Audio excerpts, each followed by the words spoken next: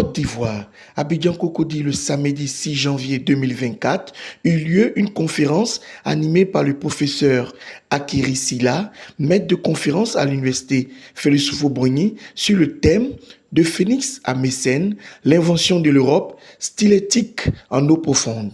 Je suis Silla Akiri, maître de conférence à l'université de Cocody.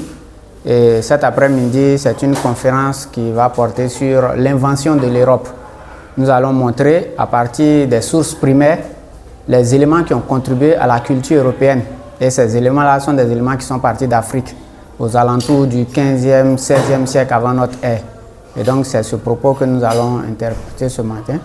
Et puis nous allons donner des éléments qui montrent l'affinité entre cette première culture qui se trouvait en Grèce et qui va éséminer sur le reste de l'Europe, les affinités de cette culture-là avec les cultures africaines.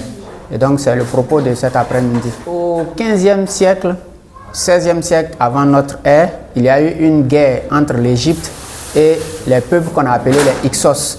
Et au cours de cette guerre, l'Égypte sera envahie dans la zone du delta. Et les populations qui s'y trouvaient vont fuir, vont se monter sur des bateaux et aller chercher des cieux plus cléments. Et ce sont ces populations qui vont aller en Grèce et qui vont fonder des cités et des États en Grèce qui vont devenir plus tard la Grèce qu'on connaît. 5 siècles plus tard, ces mêmes populations en Grèce vont être en but à d'autres personnes qui vont encore les attaquer, qu'on va appeler les peuples de la mer.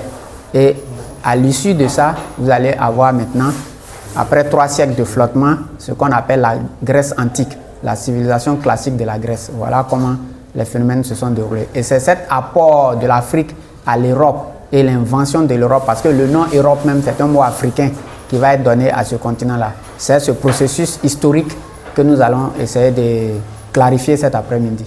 Nous voulons que les Africains et particulièrement les Ivoiriens comprennent que les phénomènes culturels qui sont aujourd'hui de par le monde, ce qu'on appelle la culture mondiale, c'est la conséquence du développement en Afrique. Et ce développement, une fois achevé, a été exporté dans les autres continents, en Europe et en Asie. Et c'est cette information que nous voulons mettre à la disposition des Africains.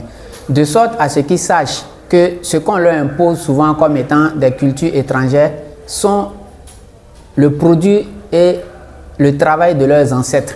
Et donc, ce sont à eux, ces informations-là, qu'ils doivent prendre pour réafricaniser les Africains avec ces différents éléments que nous mettons à leur disposition.